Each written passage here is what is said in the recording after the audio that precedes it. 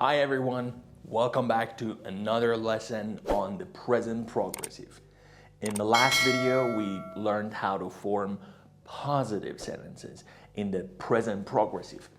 Today, we're going to focus on the negative form. This will help us talk about actions that are not happening right now.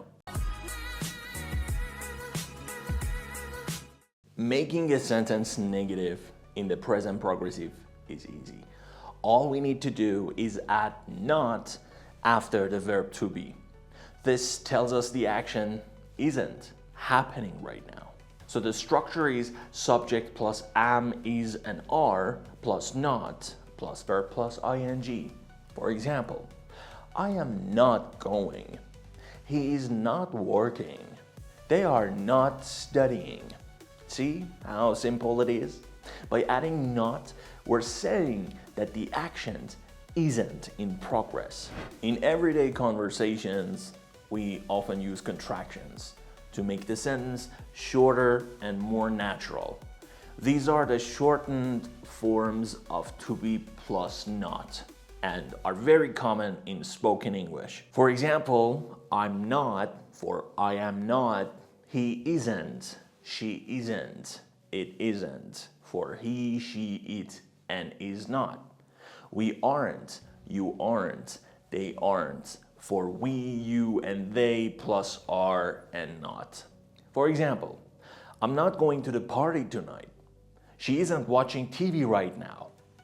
They aren't working on the project. Using contractions makes sentences sound more conversational and natural. But remember, for formal writing, it's better to use full forms like I am not or he is not. The negative form can also be useful for clarifying situations or showing contrast.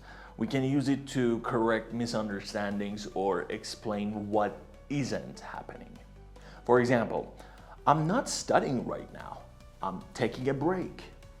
This clarifies that I'm doing something different, like relaxing instead of studying.